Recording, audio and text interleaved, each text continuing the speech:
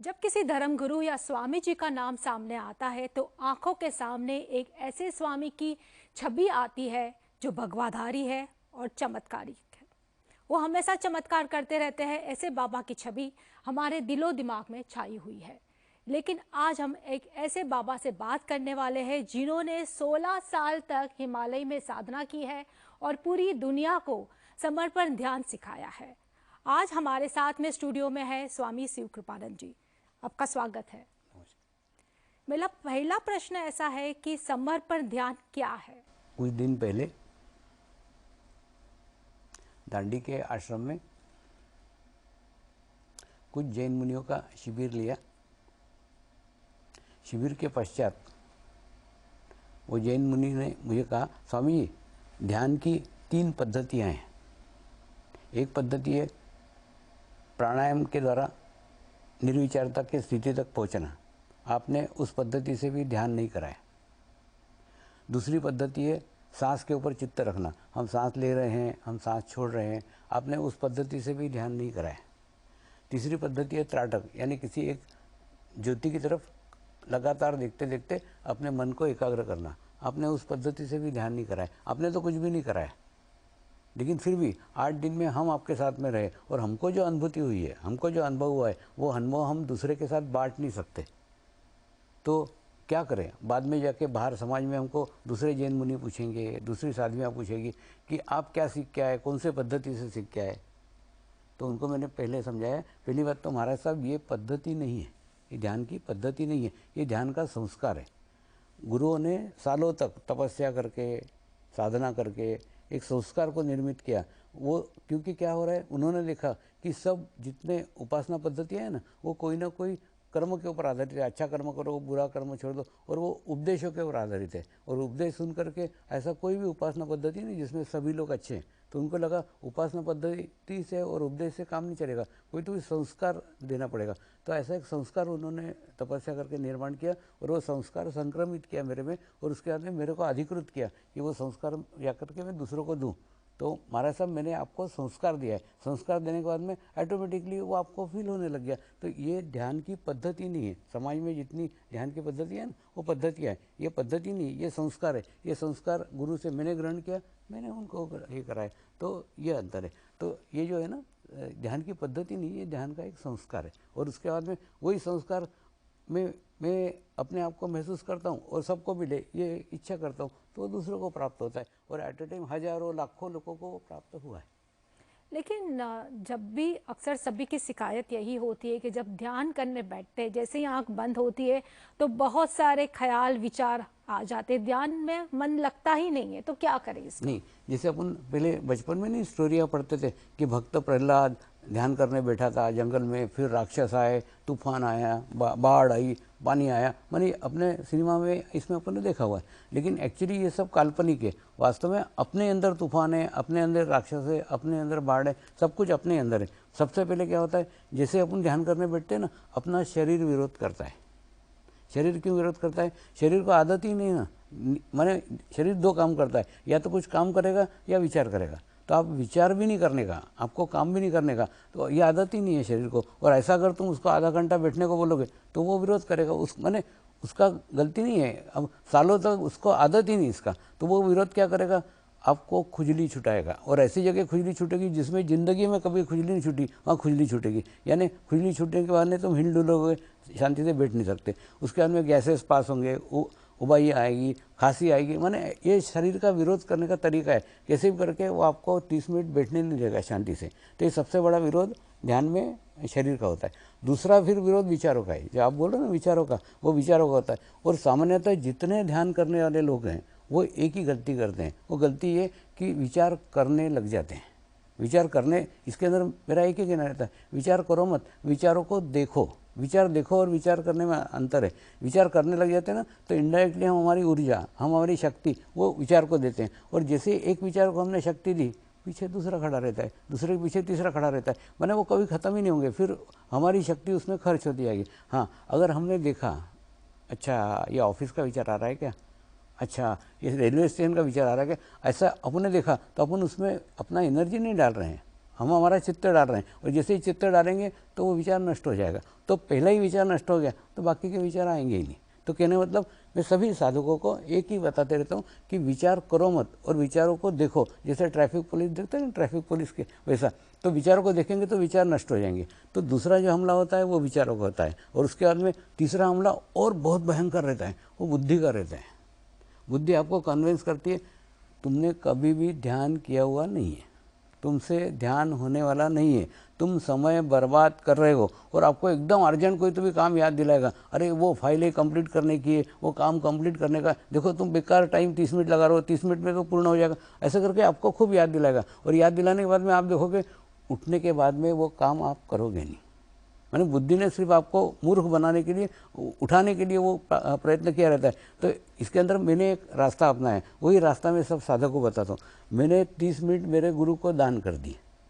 हाँ, गुरु को दान किए मतलब मेरे को कितनी भी खुजल छूटी तो भी मैं 30 मिनट बैठे रहूँगा, मेरे को कितने भी विचार आए तो भी मैं 30 मिनट बैठे रहूँगा, मेरे को कितनी बुद्धि ने बोला तो भी मैं 30 मिनट बैठे। 30 मिनट मेरे है ही नहीं। जैसे अपन कोई चीज़ दान करते कि नहीं, फिर उससे थोड़ी वापस मांगते, वैसे गुरु को 30 मिनट दान किए तो फिर कुछ भी नहीं मांग रहे, 30 मिनट बैठे रहने का। और दूसरा ध्यान करने के लिए बैठे हैं ऐसे। उसके बाद में ये भी अपेक्षा मत करो कि ध्यान लगना ही चाहिए, ये भी अपेक्षा होगी ना। मैंने इस मार्ग में मैं कोई अपेक्षा के साथ नहीं आया, और उसके बाद में आज जीवन में उस मुकाम पे पहुंचा हूँ, मेरे में जीवन में पाने के लिए कुछ भी बाकी नहीं रह गया।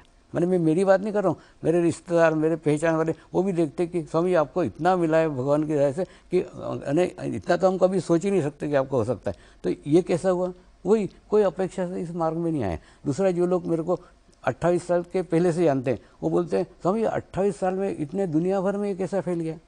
तो मैंने उनको दो बातें बताई। पहली बात तो अपेक्षा रहित कार्य किया। अपेक्षा रहित कार्य किया मतलब अभी अगर मैं आपको 2 घंटे तक खूब समझाते रहूँ और 2 घंटे बाद में मैं अपेक्षा नहीं रखूँगा कि आप ध्यान करो ही, मैंने मेरा कर्तव्य था आपको बताने का, आप करो तो करो नहीं तो मत करो। तो कहने मतलब एक अपेक्षा रहित किया। और दूसरा, सदैव वो काम किया जो काम करने से मेरी आत्मा प्रसन्न होती है, मेरी आत्मा खुश होती है। तो उसके कारण क्या, हर दफ़े आत्मा खुश होती गई, आत्मा स्ट्रांग होती गई। हुआ ना, एक बार एक ना साड़ी का व्यापारी और एक बैंक का मैनेजर मेरे को मिलने के लिए आए, और मेरा मजाक उड़ाने, क्या स्वामी जी 2-2 घंटे बड़बड़ करते रहते हो, क्या मिलता है इसमें आपको, क्योंकि ये मैं निःशुल्क करता हूँ। तो उनको प्रश्न आया कि करते काय को करते हो ये। अब मैं क्या बताऊँ, वो अनुभव होता, अनुभूति तो उनको नहीं आई, तो क्या बताऊँ, कुछ मैंने चुपचाप बैठा रहा। फिर क्या हुआ, वो जो ब्रांच मैनेजर था ना वो अपने रीजनल ऑफिस में गया स्टेट बैंक में, और उसके बाद में वहाँ कुछ तो योग की ध्यान की बात चली। तो वो रीजनल मैनेजर ने बोला ऐसा करो ना, वो स्वामी जी को बुलाना है, अपने कार्यक्रम रखते बैंक के अंदर। तो मेरे को बुलाया, मेरा कार्यक्रम हुआ। कार्यक्रम होने बाद में वो कार्यक्रम बहुत अच्छा हुआ, सबको अच्छा लगा, सब हुआ। उसके बाद में मैं घर आ गया। दूसरे दिन ये ब्रांच मैनेजर मेरे पास आया, स्वामी जी आज मैं मेरे जीवन में बहुत खुश हूँ। मैंने बोला कितने रुपए का, तो बोले कि रुपये का मत पूछो, मैं बहुत खुश हूँ। मैं बोला क्यों, बोले मैंने उसने बहुत इसका धन्यवाद दिया कि तेरे कारण इतना अच्छा ध्यान मिला, इतना मेडिटेशन करने को मिला। तो मैंने उसको बोला अरे पागल, तो आज एक दिन खुश है, मैं तो रोज़ खुश होते रहता हूँ। मैंने ऐसा कुछ काम करके देखो ना जिससे तुम्हारी आत्मा खुश होती है, आत्मा प्रसन्न होती है, तो उसकी खुशी को तुम पैसे से तोल ही नहीं सकते। मैंने, लेकिन वो अनुभूति है, जब तक तुम अनुभूति लोगे नहीं तब तक तुमको नहीं समझना है। तो ये अनुभूति कैसे मिलती है?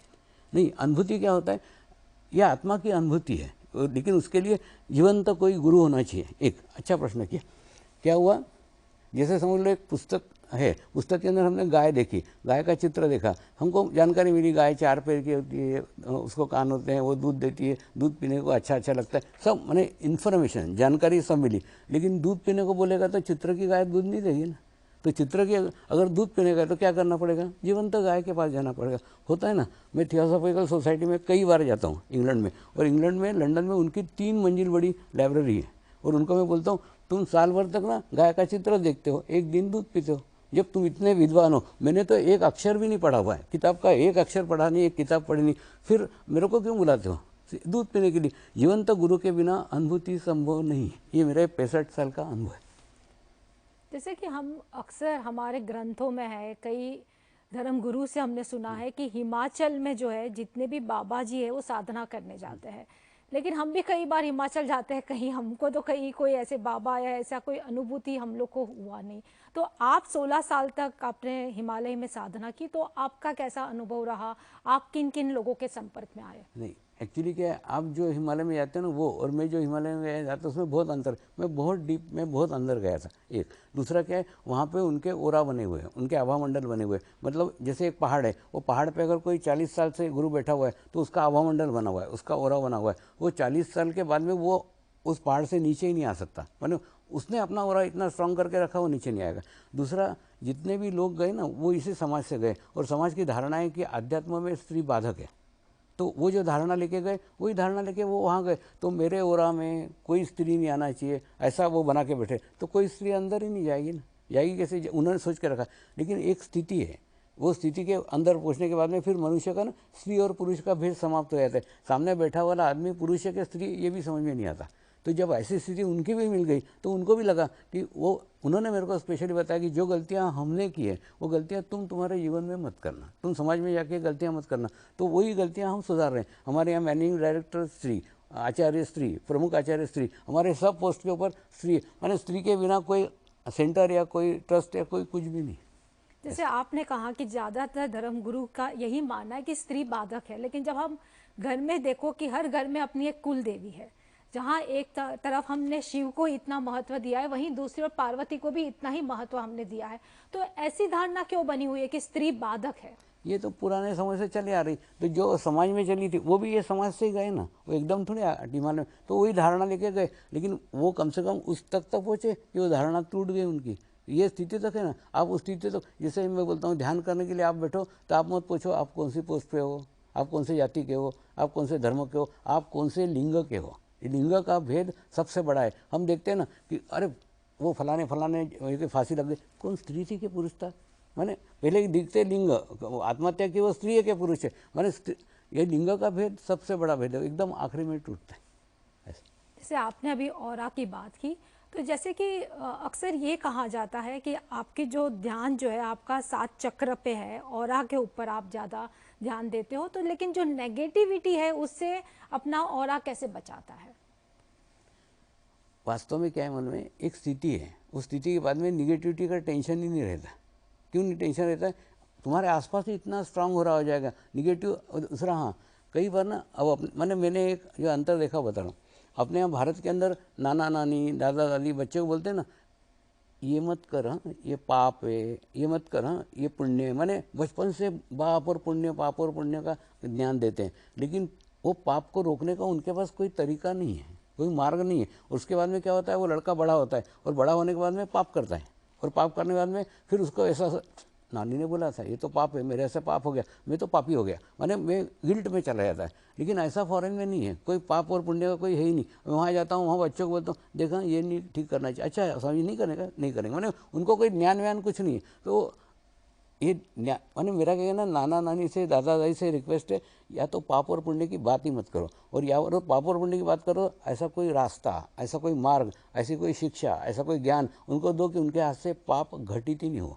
तो ये ध्यान एक ऐसा मार्ग है, इस मार्ग में आने के बाद में उस बच्चे के हाथ से पाप घटित ही नहीं होगा। लेकिन बहुत गलत फहमी है, गलत फहमी मतलब ये ध्यान बुढ़ों ने करना चाहिए। अब बताओ, हमारे एक पुलिस ऑफिसर अपने उच्च अधिकारी से परमिशन लेने गए कि पुलिस के अंदर शिविर करके, अरे ये तेरी उम्र है क्या ध्यान करने की, माने ध्यान बुढ़ापे में करने का, रिटायर्ड होने पर। जब आदमी 30 मिनट शांति से एक जगह बैठ नहीं सकता, वो ध्यान क्या खा करेगा? एक्चुअली इसको बच्चों ने करना चाहिए। माने मेरा क्या कहना है, अपने बच्चों को इंजीनियर मत बनाओ, डॉक्टर मत बनाओ, उसको योगी बनाओ। और योगी बनने के बाद में वो चित्र भी बनाएगा ना, तो मोनालिसा सारी का सुंदर चित्र बनाएगा। तो माने उसको जो बनने का उसको बनने दो ना, लेकिन तुम उसके ऊपर थोपो मत कि ये बनो या ये करो, ऑटोमेटिकली होता है। तो बच्चों ने इस मार्ग में आना चाहिए। अभी 28 साल प्रचार करने के बाद में मैं फील करने लग गया हूँ, मैं टूटी फूटी गाड़ियाँ ठीक करने के लिए लगा हूँ। काय को फालतू टूटी फूटी गाड़ियाँ रिपेयर करने की, उससे अच्छा नई गाड़ियाँ खराब ही मत होने दो ना। मैंने इतने बड़े लोगों को सिखाने से अच्छा पता नहीं, मेरे अंदर से ही लग रहा है छोटे बच्चों के शिविर लो ना। मैंने बच्चों के शिविर लेना चालू किया कि मैंने बच्चे इतने अच्छे हो जाए कि वो बाद में बिगड़े ही नहीं, खराब ही नहीं हो। अब बिगड़ी हुई गाड़ियाँ सुधारते बैठने 28 साल गए उसके अंदर, और कितनी सुधरी कितनी नहीं पता नहीं। जैसे आप जो है हर ध्यान शिविर की शुरुआत इसी से करते हैं कि आप एक पवित्र आत्मा है, आप एक शुद्ध आत्मा है, तो क्या इससे आत्मा मजबूत होता है या आत्मा प्योरीफाई होता है ऐसा बोलने से? नहीं, ऐसा होता है कि पहली बात तो ये मंत्र है, आपको आश्चर्य होगा, मंत्र मतलब क्या, मैं 5 साल का था ना तब मेरे अंदर चलता था, मैं एक पवित्र आत्मा है, मैं एक शुद्ध आत्मा हूँ, उसी को फिर मंत्र बना दिया एक। तो उसके बाद में मैंने, कितना सिंपल मंत्र है। दूसरा, ये मंत्र बोलने किसी की जात, किसी का धर्म, किसी का आड़े नहीं आता, सब जाति के, सब धर्म के लोग सब बोलते हैं एक। उसके बाद में सिंपल जो भी लग रहा है, तो भी इसके पीछे मेरी 65 साल की साधना है एक। आज लाखों लोगों की कलेक्टिविटी है, लाखों लोगों की सामूहिकता है, सिर्फ आप बोलोगे तो उसका इफेक्ट आएगा। और सुबह सुबह जैसे आपने बोला और आपने ध्यान किया ना, तो क्या होगा, आपके अंदर आत्मभाव रुद्धिगत होगा। और आत्मभाव रुद्धिगत होगा क्या, शरीर भाव कम होगा। तो जैसे समझ लो इतना छोटा आपका शरीर भाव है, मैं ये नहीं बोलूँगा फास्ट करो, नंगे पैर घूमो, शरीर को तकलीफें दो, मैं कुछ नहीं बोलूँगा। मैं बोलूँगा इसकी तरफ ध्यान ही, दारू पीते हो दारू पीते रहो, सिगरेट पीते हो, मैंने शरीर के व्यसन की तरफ, शरीर की तरफ कुछ, उसको कुछ छेड़ने का ही नहीं। तुम आत्मभाव की लंबी 2 फीट की लकीर खींच दो ना, तो जैसे लकीर खींचोगे ये छोटा हो जाएगा। और छोटा हो जाएगा तो क्या होगा, ऑटोमेटिकली क्या होगा, तुम्हारे जीवन की जितनी भी समस्या है, तुम्हारे जीवन के जितने भी प्रॉब्लम है, सबका संबंध आपके शरीर के साथ है। जब आपका शरीर भाव भी कम हो जाएगा तो ऑटोमेटिकली सारी समस्या ही कम हो जाएगी। इसलिए योग एक ऐसा मार्ग है, माने इतना विशाल स्तर है योग का कि मनुष्य के जीवन की सभी समस्याओं का हल योग है। लेकिन जैसे आपने योग की बात की, आप ये कहते हो योग योगासन नहीं है, तो किस तरीके से ये दोनों अलग है? जैसे कि योग की बात आती है तो हमें वही आसन ही याद आ जाते हैं सबसे पहले। नहीं, क्या हुआ है, मैंने अभी तक तो मान्यता ही नहीं थी। अपने देश के प्रयत्न के कारण, प्रयासों के कारण योग को मान्यता मिली है। 21 जून योगा दिवस मनाया जा रहा है, माने सब हो रहा है ऐसा। लेकिन वो अच्छा हो रहा है, माने जो कुछ हो रहा है ना वो अच्छा हो रहा है, लेकिन मैं उससे पूर्ण समाधानी नहीं हूँ। समाधानी नहीं मतलब योग को हमने इंट्रोड्यूस किया ना, योग हमारी धरोहर है ना, तो हमको पूरा ज्ञान देना जरूरी है। लोगों का आधा अधूरा ज्ञान नहीं दे सकते। सिर्फ योगासन करते रहेंगे तो नहीं होगा ना। अब जैसे होता है ना, अब जैसे मैं बड़े बड़े राजनेताओं को मिलता हूँ, राज्यपालों को मिलता हूँ, तो वो पक्ष रखते, स्वामी जी कुछ भी तो नहीं था, हमने कम से कम योग को, योगासन को पहचान तो कराई। मैंने बोला बराबर है तुम्हारा, लेकिन योगासन प्राइमरी है। प्राइमरी में कब तक रहोगे, 3 साल 4 साल, और आगे कब बढ़ोगे। तो मैंने 7 साल हो गए ना, अभी तक योगासन का ही कर रहे हैं। और दूसरा, योगासन का मैं विरोधी नहीं हूँ, लेकिन जो अष्टांग योग में जो योग बताया गया ना, माने आसन, अष्टांग योग में जो तीसरी स्टेप है आसन, वो ये योगासन नहीं है। लोग उसको उसके साथ जोड़ कर देखते हैं। वो आसन यानी सुखासन। सुखासन में आप रिलैक्स होकर बैठे हुए, और उसके बाद में आपका प्राणायाम स्वयं होने लग गया। प्राणायाम भी शरीर की क्रिया नहीं है। होता है ना, कई बार लोग बोलते हैं हम प्राणायाम करते हैं, फिर मैं प्राणायाम करता हूँ, मैं आ गया, मैंने शरीर भाव आ गया, तो ये शरीर की क्रिया ही नहीं है। प्राणायाम तो जैसे आप ध्यान करने बैठोगे ऑटोमेटिकली प्राणायाम होना चालू हो जाएगा। तो कहने मतलब योगासन जो है ना, योग नहीं है। योग का क्षेत्र खूब विशाल है, खूब बड़ा है एक। दूसरा क्या हो रहा है, ये योग के एकदम विरोध में है योगासन।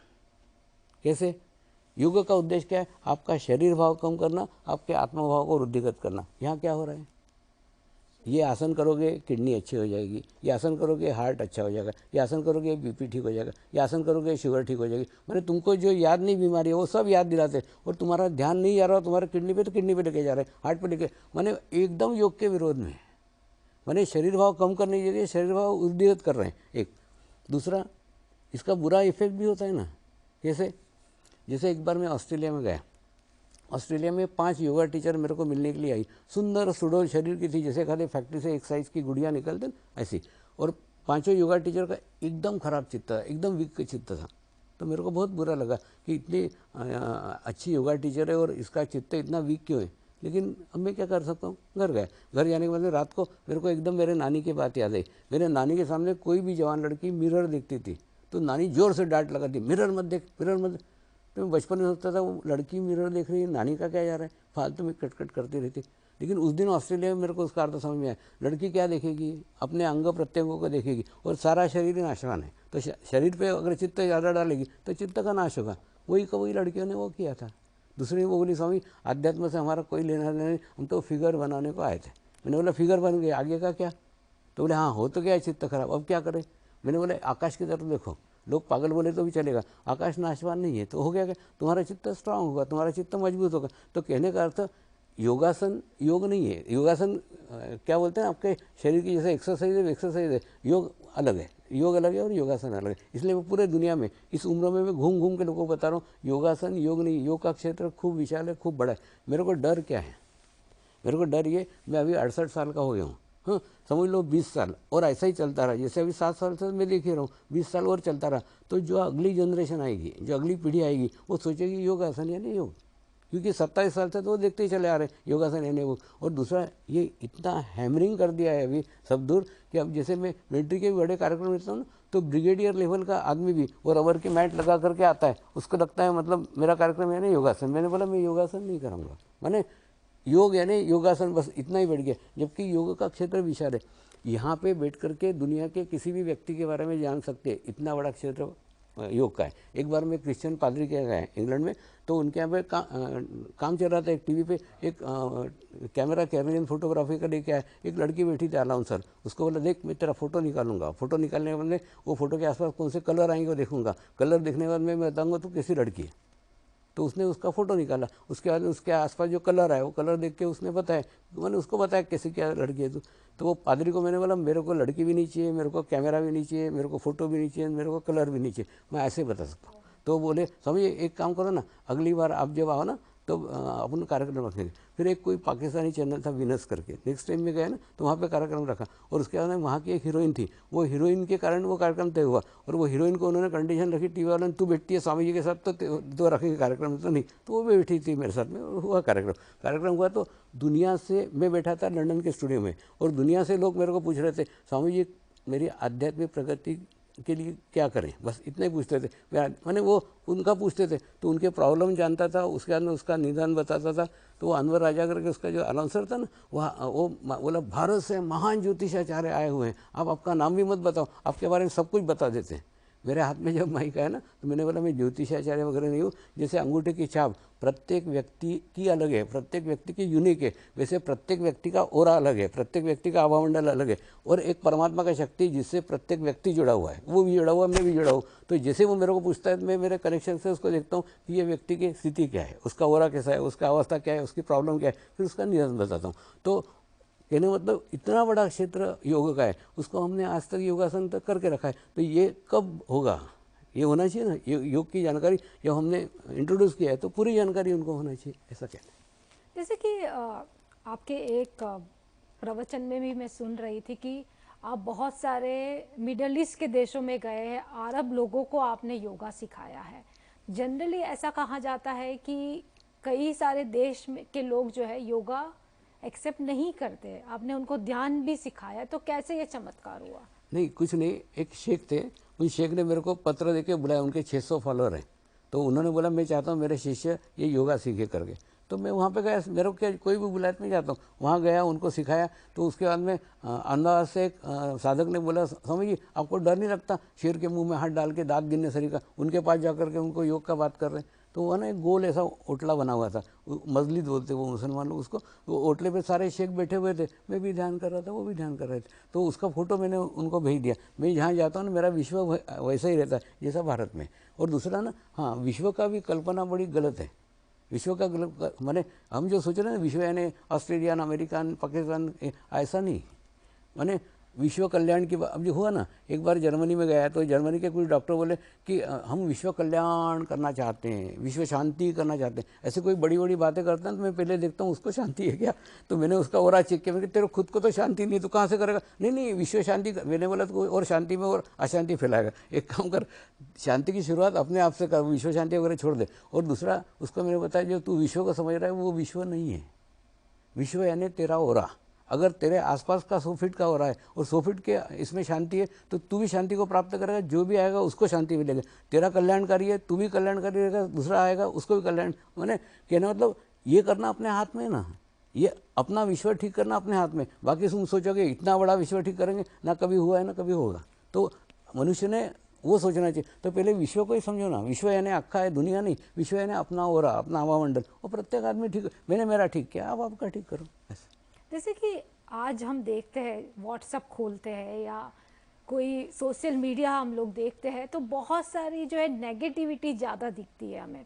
जैसे आज हर कोई अपने धर्म के उसमें डिवाइड हो गया है, कट्टरता जो कहते हैं बहुत सारी फैली हुई है, तो इसे कैसे दूर किया जाए? नहीं, पहली बात तो क्या है, परमात्मा एक स्थान है, एक जगह है, हाँ, और मेरे हिसाब से जितनी उपासना पद्धतियाँ हैं सब सीढ़ियाँ हैं। जिसको आप धर्म बोल रहे हो, मैं उसको धर्म नहीं बोलता। हो सकता है आपकी उपासना पद्धति अलग हो, मेरी उपासना पद्धति, अपने दोनों का धर्म तो एक ही है, अपन दोनों मनुष्य है। तो कहने मतलब ये सारी उपासना पद्धतियाँ हैं जिसको हम धर्म समझ रहे हैं ना।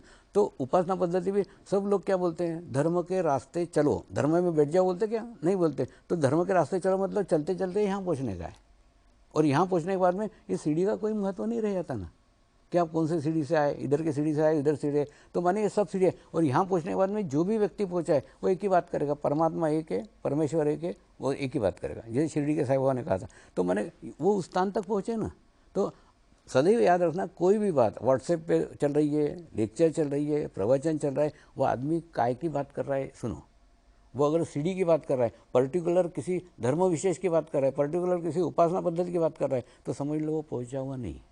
क्यों, वो सीढ़ी पे बैठा हुआ है तो वो सीढ़ी की बात करेगा ना। यहाँ पहुँचा हुआ व्यक्ति कभी कोई सीढ़ी की बात ही नहीं करेगा। तो ये इसकी पहचान है। तो कौन का, और दूसरा, आपको कहाँ पैदा होना वो आपके हाथ में नहीं था, मेरे को कहाँ पैदा होना मेरे हाथ में नहीं था, ये अपने हाथ में नहीं है। हमको किस सीढ़ी पे पैदा हुआ, लेकिन हम यहाँ तक पहुँचे कि नहीं वो तो अपने हाथ में ना। तो यहाँ तक जीवन। और दूसरा, कई लोग बोलते हैं अरे वो लोग तो ऐसा बोलते इसलिए हम लोग ऐसा कर रहे हैं। मैंने बोला वो सीढ़ी पे बैठ रहे हैं, तुम क्यों बैठ रहे हो?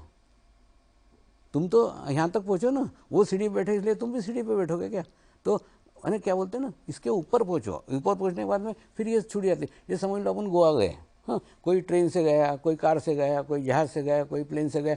गोवा पहुँचने के बाद में कोई पूछता है क्या तू कैसे आया, मैं कैसे आया, खत्म हो गया, गोवा पहुँच गया, खत्म हो गया। वैसे एक बार परमात्मा तक पहुँचने के बाद में फिर कोई महत्व नहीं रहता कौन सी उपासना पद्धति से हम आए, और उपासना कोई महत्व नहीं। दूसरा एक विशेषता है, हिमालय के अंदर लिंग का बात कोई नहीं करता। मैंने क्या बोलते हैं, पुरुष का लिंग, स्त्री का लिंग, ऐसा कोई भेदभाव नहीं है। एक दूसरा, वहाँ पे कोई धर्म का बात नहीं करता। वो बोलते कि धर्म तो हर जन्म के साथ बदलता है। अब जैसे एक स्त्री इस जन्म में स्त्री रही तो क्या अगले जन्म में स्त्री थोड़ी रहेगी, वो पुरुष होगी, तो वो बदल गया, उसको कोई महत्व नहीं। सर एक समझ लो एक हिंदू है, हो सकता है अगले जन्म में वो क्रिश्चियन हो जाए। तो कहने मतलब ऐसा कोई जो धर्म के साथ वो बोलते हैं उसको हम महत्व नहीं देते। जो धर्म के साथ चेंज होता है, धर्म के साथ बदलता है।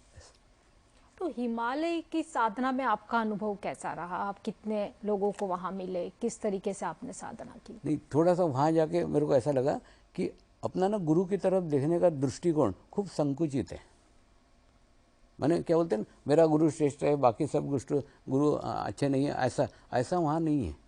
मैंने मेरे को तो अनुभव यह आया कि गुरु ने, एक तो पहली बात तो गुरु ने मुझे बुला करके अनुभूति कराई, और जैसे अनुभूति कराई तो 3 दिन मेरा खुद का ही ध्यान लग गया। और ध्यान लगने के बाद में वो मेरे ही शरीर के मनुष्य थे, फिर भी मैंने उनको परमात्मा मान लिया, मैंने उनको परमेश्वर मान लिया। क्यों? क्योंकि उनको मिलने के बाद में परमेश्वर की खोज खत्म हो गई, परमात्मा की खोज खत्म हो गई थी एक। और उसके बाद में परमात्मा मानना हमारे रिसीविंग की चरम सीमा है। मैंने इसे परमात्मा माना तो क्या हुआ, उन्होंने 40 साल ध्यान करके जो अंतर्मुखी स्थिति प्राप्त की थी, वो अंतर्मुखी स्थिति मेरे को प्राप्त हो गई।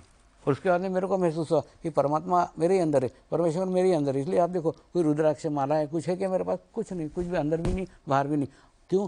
पूर्ण विश्वास परमात्मा के ऊपर है। मैंने मैं ही नहीं कहता अंगूठियाँ मत पहनो, आपका शौक है पहनो, लेकिन ये अंगूठी पहनने से ये हम हमारे चित्त को बांट रहे हैं। पूरा चित्त यहाँ रखो ना कि परमेश्वर मेरे अंदर है, मेरा कोई बान वाका नहीं कर सकता। ऐसा करके विश्वास रखो तो ऑटोमेटिकली आपका ही चित्त स्ट्रांग होगा। तो कहना मतलब मैंने उनको परमात्मा माना। दूसरा, उस दिन क्या समझ में आया, परमात्मा यानी विश्व चेतना।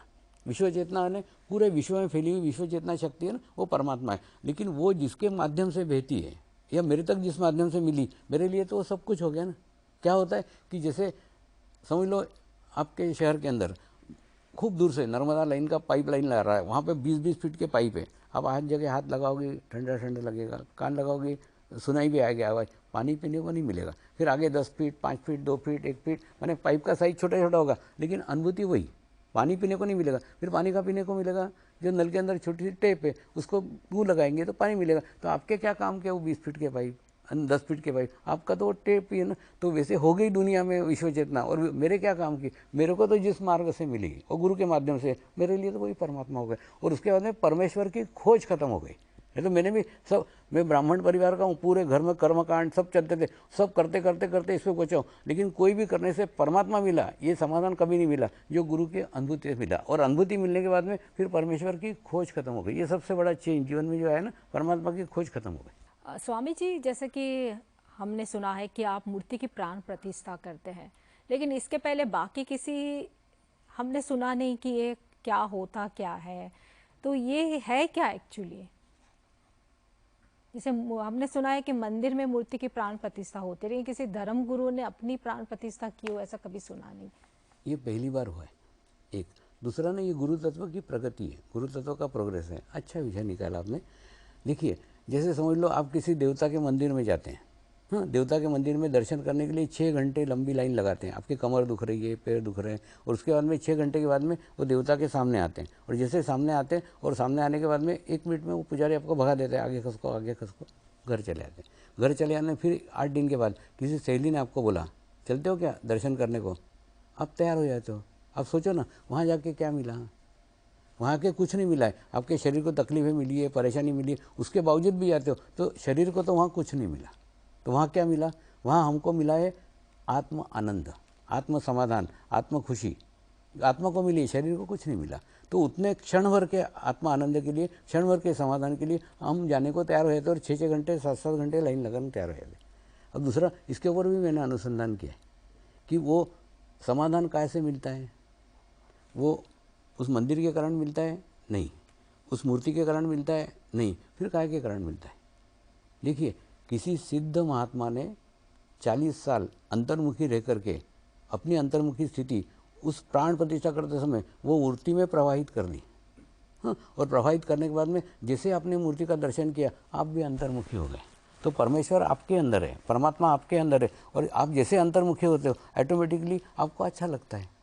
लेकिन उसके लिए आप डिपेंड हो मतलब आपका मुंह पीला है कि काला है देखने के लिए आपको मिरर लगता है। मिरर नहीं होगा तो आप आपका मुंह नहीं देखेंगे। वैसे ही आपको मूर्ति चाहिए, 1 मिनट के लिए क्यों न हो, वो मूर्ति का दर्शन चाहिए। मूर्ति का दर्शन हुआ आप अंतर्मुखी हो पाए। माने अंतर्मुखी आप तब होंगे जब मूर्ति का दर्शन होगा, नहीं होगा तो नहीं होगा। तो वैसा प्रकार है। वो अंतर्मुखी क्यों हो पाए? क्योंकि उसमें अंतर्मुखी शक्तियाँ इतनी डाली गई थी। 40-40 साल तपस्या करके उसमें शक्तियाँ डाली गई थी कि जो उसको देखे, जो उसका दर्शन करे वो अंतर्मुखी हो जाए। लेकिन ये अंतर्मुखी होना आपको आ गया तो आपको मूर्ति की, मंदिर की, किसी की जरूरत ही नहीं है। आप खुद ही अंतर्मुखी हो सकते। अब आप बोलोगे ये किस आधार पर कह रहा हूँ? मैं इस आधार पर कह रहा हूँ, हिमालय में जिन सिद्धों के साथ बैठा वो रहा था, उनके आसपास कहीं भी मंदिर नहीं था, कहीं भी मूर्ति नहीं थी, कुछ भी नहीं थी, लेकिन सब जने परमात्मा को अपने अंदर अनुभव कर रहे थे ना। वही का वही प्रकार है। अब इसमें प्रकार देखो ना आप, मूर्ति एक देवता की, वो देवता ने उसमें प्राण प्रतिष्ठा की क्या? नहीं। प्राण प्रतिष्ठा किसी संत ने, किसी सिद्ध ने की। माने शक्तियाँ किसकी? अंतर्मुखी शक्तियाँ वो सिद्ध की, और मूर्ति किसकी? देवता की। क्योंकि देवता को मान्यता है, वो सिद्ध को मान्यता नहीं है। तो इसमें विरोधाभास नहीं लगता कि जिसकी मूर्ति है वो देवता ने आके प्राण डाले क्या उसके अंदर? नहीं, देवता की मूर्ति है लेकिन उसके अंदर प्राण दूसरे किसी ने डाले एक। तो वैसा जो विरोधाभास है वैसा विरोधाभास यहाँ नहीं है। जो गुरु शक्ति धाम बने उसके अंदर मेरी ही मूर्ति है और मेरे ही प्राण है। तो 45 दिन तक वो मूर्ति के साथ में अनुष्ठान करता हूँ, और उसके बाद में मैं मेरी प्राण शक्तियाँ जो मैंने सालों से इकट्ठा करके रखी वो सब उसके अंदर प्रवाहित कर देता हूँ। और प्रवाहित करने के बाद में फिर लोग एक क्षण के लिए भी मूर्ति का दर्शन करते, वो भी अंतर्मुखी हो जाते। लेकिन बदलाव ये है, चेंज ये है, इस मूर्ति में प्राण भी उसी के और रूप भी उसी का है, स्वरूप भी उसी का है, रूप भी उसी का है। ये एक रूपता है। आज नहीं है, आज से 50 साल बाद इसके ऊपर ही रिसर्च होगा कि ऐसा कैसे हो पाया और कैसे होता है। नया चेंज, एक नया बदलाव। और ये मैंने किया ऐसा नहीं। इसमें क्या है, होता क्या है, हम अगर दिल्ली जाने को निकले तो हमको दिल्ली जाने में मिलेंगे। वैसे आप इस मार्ग पे चलो तो आपको आगे क्या हो रहा है, आगे क्या प्रगति हो रही है। तो ये गुरु तत्व की प्रगति है। माने अब गुरु तत्व उसी के प्राण डाल रहा है जिसका रूप है, रूप एक का और स्वरूप एक का। ऐसा विरोधाभास यहाँ नहीं। लेकिन आज हम जब देखते हैं हमारे समाज में तो बहुत सारी खबरें जो है धर्मगुरु स्वामी को लेकर आती है कि उसने कुछ गलत काम किया है, या कुछ स्वामी जो है जेल में है, कुछ स्वामी के ऊपर बलात्कार का आरोप है, कुछ ने जो है इस तरीके से लोगों को ठगा है। तो हम कैसे माने कि कौन सा गुरु जो है वो उचित है हमारे लिए? 2 बातें। एक तो अगर आप बुद्धिवादी हैं तो आप उसका ओरा चेक करो, उसका हवा मंडल चेक करो, हवा मंडल से जान सकते हो। और अगर आप भाव वाले हो तो आप शिरडी में जाके अपना सर फोड़ो। सर फोड़ो यानी अकेले जाना, अपनी औकात तब मालूम पड़ेगी जब अकेले जाओगे। आप ना दूसरे का पल्लू पकड़ के जाओगे तो आपके औकात नहीं तो भी चले जाओगे। अकेले शिरडी जाने का, और वहाँ आत्म साक्षात्कार मांगो। मुझे आत्म अनुभूति चाहिए, मुझे आत्म साक्षात्कार मिले। आपके जीवन में जीवंत गुरु का आगमन होगा। हुआ ना, एक बार मैं कनाडा जाने को निकला था और मुंबई के एयरपोर्ट के ऊपर एकदम लास्ट केबिन में मेरे को पहुंचाते वहाँ के पुलिस वाले और सब की ज़्यादा भीड़ भाड़ नहीं लगे। तो मैं वहाँ बैठा हुआ था तो उतने में एक पुलिस वाला आया, पुलिस इंस्पेक्टर था। वो बोले मेरे सर के ऊपर ही हाथ रखो। तो मैंने बोला मेरे को सर पे हाथ रखने को प्रॉब्लम नहीं, मेरा प्रॉब्लम तेरे को सहन होगा कि नहीं होगा। तो मानते ही नहीं, दोनों एकदम पैर पकड़ लिए, चबक चबक चबक, और मैं बोला पैर तोड़ेगा ये मेरे। तो मैंने डर के मारे उसके सर के ऊपर हाथ रख दिया। जैसे सर पे हाथ रखा, उसने ड्रेस के अंदर साष्टांग दंडवत डाल दिया और पागलों सरी का हंसने लग गया और पागलों सरी का रोने लग गया। एक पत्रकार बैठी थी पास में, बोले स्वामी जी आपका साधक। मैंने बोला मैंने इसको आज ही देखा है। फिर उसको पूछा क्या पागल सरी का हंस रहा है, क्या पागल सरी रो रहा है? तो उसने जो उत्तर दिया ना वो बड़ा मार्मिक है। उसने बोला मैं अक्कलकोट के स्वामी समर्थ का भक्त हूँ। 5 दिन पहले गुरु पूर्णिमा में गया था और मैंने प्रार्थना की थी, स्वामी आपके कृपा में जीवन में सब कुछ मिल गया, कुछ भी मिलने की इच्छा नहीं, केवल आत्म साक्षात्कार करा दो, आत्म अनुभूति करा दो। और ये स्वामी ने जैसे मेरे सर के ऊपर हाथ रख दिए, मेरे को मेरे गुरु के दर्शन हो गए। इसलिए कहता हूँ समाधिस्थ गुरु वो स्थान है जहाँ से जीवंत गुरु तक पहुँचाया जा सकता है। देखिए आपको अगर जानने का है कि आपकी आध्यात्मिक स्थिति कैसी है, तो सबसे पहले अगर आप 25 भगवानों को पूछती है तो समझ लो एकदम नीचे की स्थिति है। उसके ऊपर की स्थिति में आओगे तो एक भगवान, कृष्ण तो कृष्ण, राम तो एक भगवान, एक देवता, उसके ऊपर की स्थिति। उसके ऊपर की स्थिति में आओगे तो एक समाधिस्थ गुरु, एक समाधिस्थ गुरु को आप मान रही। क्यों? समाधिस्थ गुरु वो स्थान है जहाँ से जीवंत गुरु तक पहुँचाया जा सकता है, और समाधिस्थ गुरु के भी ऊपर का स्थान है जीवंत गुरु। क्यों? समाधिस्थ गुरु वहाँ तक पहुँचाएगा ना। ये कैसा प्रकार है? जैसे समझ लो आपका लड़का अमेरिका में पढ़ रहा है और उसको एकदम प्रॉब्लम आ गई कुछ कि मेरे को एक दिक्कत है, मेरे को प्रॉब्लम है। आप क्या कर सकती हैं? यहाँ से कुछ नहीं कर सकती। फिर आप क्या करेंगे? आपकी जो सहेली की, उस सहेली को बोलेगी जरा मेरे लड़के को हेल्प करना वहाँ पे, वो लड़के के पास में वो करेगी। वैसा का वैसे ही है। आप वो गुरु को जाके बोलो ना मेरे को आत्म साक्षात्कार चाहिए, वो समाधिस्थ हो चुके हैं, वो देंगे नहीं। लेकिन जो आत्म साक्षात्कार दे सकता है वो गुरु का आगमन आपके जीवन में होगा। ये एक मार्ग है। दूसरा मार्ग है ओरा का। अब ओरा के ऊपर मैं सिर्फ बोला ऐसा नहीं, मैंने सांसदों का शिविर लिया था। जो श्रीपाद नाइक जी है ना, उन्होंने मेरा आयुष मंत्रालय के थ्रू शिविर रखा था दिल्ली में, और उसके अंदर सब सांसद आए थे। मैंने सांसदों को एक प्रपोजल रखा। मैंने उनको बोला एक काम करो, जितने आध्यात्मिक गुरु हैं सबका ओरा निकालो ना, सबका ओरा निकालो। अगर उनका ओरा अच्छा है तो उनको 5 साल के लिए सर्टिफिकेट दो, सरकारी आध्यात्मिक गुरु ये लो लाइसेंस, और फिर 5 साल बाद उनका ओरा चेक करो। अगर ओरा अच्छा है तो फिर रिन्यू करो, नहीं है तो उनको बोलो घर बैठो 1 साल, तुम्हारा स्थिति अच्छा नहीं तुम घर बैठो। तो इससे दोनों का फायदा है। फायदा है मतलब क्या है? वो गुरु को बेचारे को मालूम तो पड़ेगा उसका सत्यानाश हुआ करके। एक दूसरा क्या बोलते हैं, साधकों का भी, एक गुरु का अगर सत्यानाश हुआ तो लाखों साधकों का भाव टूटता है। दोनों का फायदा, उसका भी फायदा, उसका भी फायदा। लेकिन वो सांसदों ने मुस्कुराए, लेकिन उसके ऊपर उन्होंने कुछ कार्यवाही नहीं की। उसके बाद में मैं इंग्लैंड गया। इंग्लैंड में थियोसॉफिकल सोसाइटी ने मैंने बताया कि ऐसा ऐसा मैंने वो संसद में बोला। बोले स्वामी आपका भी तो ओरा 10 साल पुराना है, आपका भी तो ओरा 15 साल पुराना है, तुम्हारा अभी का ओरा दिखाओ ना, तुम्हारा ओरा अगर अच्छा होगा तो हम ध्यान करेंगे। और उस दिन मजा क्या, सामने जैसे एकदम ना प्लेन एक ट्यूब का स्टेशन था, उसमें मेरे को बिठा के लेके गए। और जब मैं लंदन में उतरा, मेरे सर के ऊपर 9 स्टेशन थे। मैंने 9 स्टेशन क्रॉस करके मैं ऊपर आया, तब जाके वो लंदन शहर के अंदर आए। मैंने कितना उसको अंदर से खोखला करके रखा है। तो जैसे एक आधे अपन सिटी स्कैन के वगैरह अपॉइंटमेंट लेते हैं ना, वैसे मेरे अपॉइंटमेंट ली हुई थी। एक मशीन के ऊपर मेरे को ऐसा बिठाया गया है, दोनों हाथ रखे गए, हाथ रख के बैठा रहा। और बैठने के बाद में फिर वो उसने मेरे को पूछा आप जिंदा कैसे हो?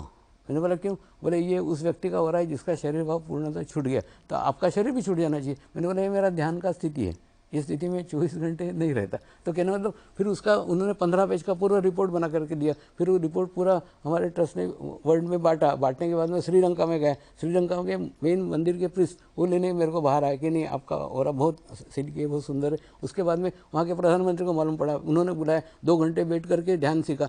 तो तब मेरे को लगता है लोग जो बोलते हैं ना टाइम नहीं, तू क्या प्रधानमंत्री से बड़ा है क्या? तो जब प्रधानमंत्री 2 घंटा टाइम निकाल सीखा, और वो आज राष्ट्रपति, और जो प्रधानमंत्री जिन्होंने सीखा तो अभी इतना हुआ ना, उसके बाद में वो भी चेंज हुआ उनके अंदर, वो भी राष्ट्रपति। तो कहना मतलब जो लोग बोलते हैं ना टाइम नहीं, वो एकदम गलत है। जब प्रधानमंत्री टाइम निकाल सकता है, राष्ट्रपति टाइम निकाल सकते हैं, तुम नहीं निकाल सकते। जैसे आपने अभी शिरडी के साईं बाबा की बात की, तो आपके जीवन में उनका कितना महत्व रहा? एक्चुअली कि मेरा उनसे कोई जान पहचान नहीं, मेरा कोई संबंध नहीं, उनसे कोई भी संबंध नहीं था।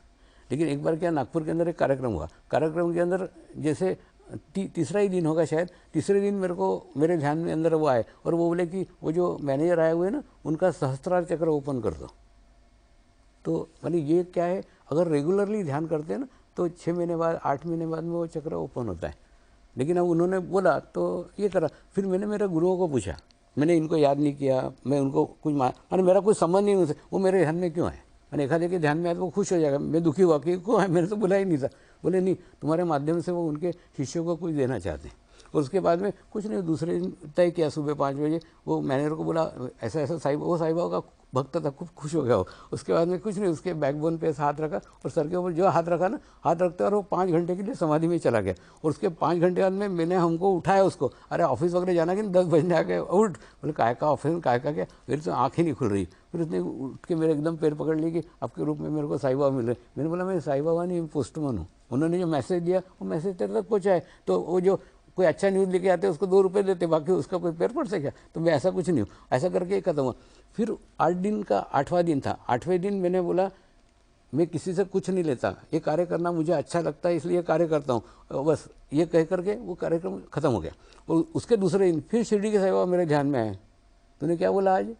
मैं मेरे पैसे से आता हूँ, मेरे पैसे से जाता हूँ, किसी से कुछ नहीं लेता, ये कार्य करना मुझे अच्छा लगता है इसलिए करता। अहंकार का एक दरवाज़ा तूने अभी भी खुला रखा हुआ है। किसी से पैसे मांगे मत, लेकिन किसी ने दिए तो ले, उसको कार्य में लगा। ये विश्व स्तर का कार्य है, तो उसको विश्व स्तर में हो जाने दो ना। तो उसके अंदर क्या बोलते हैं ना, रुकावट मत डाला। हाँ हाँ बोला। एक्चुअली मैंने 15 साल से किसी से लिया नहीं था, तो वो कुछ बात पटी नहीं। मेरी पत्नी मेरे को 500 रुपये महीना देती थी, उसी के अंदर जितना होता था उतना करता था, घर बैठता था। तो मैंने पटा नहीं तो नहीं किया। लेकिन फिर बाद में जहाँ 2-3 स्कूलों के अंदर कार्यक्रम हुए, संस्था में दिए पैसे, वो लेकर के उसी संस्था में दान दे दी, क्योंकि पट नहीं रहा था, कभी लिया नहीं था। फिर आखिर में जब मैं मुंबई से वापस आने को निकला ना, तो कुछ लोगों ने 800 रुपये मेरे को इकट्ठा करके दिया कि आपने नहीं मांगे लेकिन हम दे रहे हैं करके। और वो लिए, फिर मैंने शिरडी में जाके उनको ही डोनेट कर दिया। तेरा तो इसका अर्पण, तुमने बोला लो तो लिए और ये तुमको डाल दिए।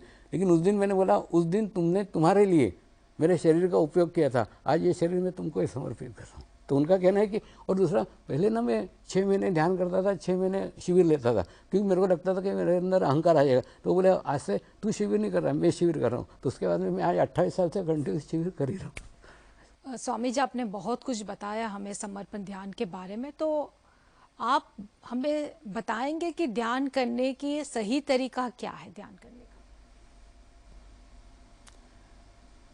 हम सब लोग जिस तरीके से ध्यान करते हैं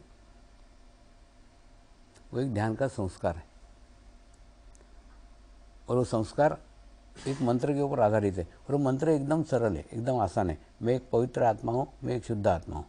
जैसे आप बोलते हैं ना, वैसे के वैसे आपने फील करने का, कि जब आप बोलते हो मैं पवित्र आत्मा हूँ, तो आप फील करो ना कि आप अनेकों जन्म लिए, अलग अलग जाति में, अलग अलग धर्मों में, अलग अलग देश में, फिर भी आपकी पवित्रता बनी हुई है। दूसरा, जब आप बोलते हो मैं एक शुद्ध आत्मा हूँ, तब आप भूल जाओ आप कौन सी पोस्ट के ऊपर हो। आप ये भी भूल जाओ आप स्त्री हो क्या पुरुष हो, आप शरीर का सब कुछ भूल जाओ, सिर्फ आप एक आत्मा है, ऐसा फील करो। तो जितना स्ट्रांग फील करोगे उतना अच्छा इफेक्ट, उतना अच्छा अनुभव आपको आएगा। दूसरा, हम 3 बार मंत्र के उच्चारण के साथ ध्यान करेंगे। जो लोग ऊपर बैठे ना कुर्सी पे, वो नीचे बैठ जाए। नीचे बैठेंगे तो क्या होगा, आपका मूलाधार चक्र जमीन के साथ स्पर्श करेंगे, और स्पर्श करने के बाद में आपको आपकी बीमारियां, आपका टेंशन, आपका तनाव सब पृथ्वी तत्व खींच लेता है। हाँ, उसके बाद में ये राइट हैंड है, ये अपने तालू भाग पे रखो। हमारे मनुष्य का ना स्वभाव है, हम जहाँ पे हाथ रखते हैं वहाँ पे हमारा चित्त चला जाता है, तो ऑटोमेटिकली आपका भी चित्त आपके तालु भाग पे चला गया होगा। थोड़ा सा हल्का सा दबाव दो, 3 बार क्लॉकवाइज घुमाओ, और उसके बाद में हाथ को नीचे ले आओ, आंखें बंद कर लो। अब हम एक 5 मिनट के लिए ध्यान का अनुभूति लेंगे। मेरे साथ मंत्र का उच्चारण करें। मैं एक पवित्र आत्मा हूँ। मैं एक पवित्र आत्मा हूँ। मैं एक शुद्ध आत्मा हूँ। मैं एक शुद्ध आत्मा हूँ। मैं एक पवित्र आत्मा हूँ। मैं एक पवित्र आत्मा हूँ। मैं एक शुद्ध आत्मा हूँ। मैं एक शुद्ध आत्मा हूँ। मैं एक पवित्र आत्मा हूँ। मैं एक पवित्र आत्मा हूँ। मैं एक शुद्ध आत्मा हूँ। मैं एक शुद्ध आत्मा हूँ। अब अपने चित्त को तालु भाग पे रख के 1-2 मिनट ध्यान करो।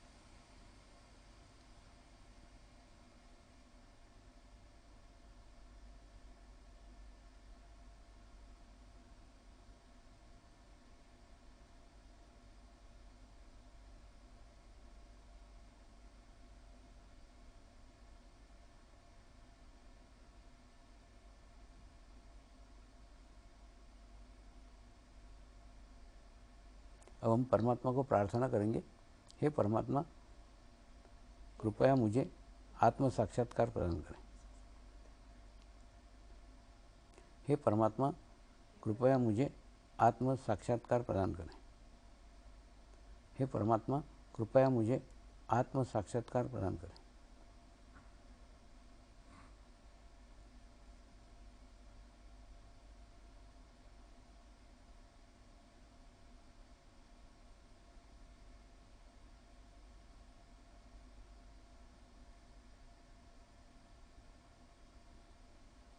नमस्कार। कुछ नहीं, अभी ना समय के अभाव में हमने कम समय किया, लेकिन आपको ये रोज़ 30 मिनट करने का है। और ऐसा 30 मिनट करके देखो ना, कल से 30 मिनट रेगुलर करोगे तो क्या होगा, आपका 22.5 घंटा जाएगा। लेकिन मैं आपको विश्वास दिलाता हूँ कि 22.5 घंटे के अंदर आपका जीवन बदल चुका होगा। एक सकारात्मक चेंज आपके जीवन में आएगा ही। आज लाखों लोग उस ध्यान की पद्धति से जुड़े हुए हैं, आप भी जुड़ सकते हैं। धन्यवाद, आपने हमसे बात की और हमको ध्यान की सही पद्धति क्या है वो सिखाने के लिए।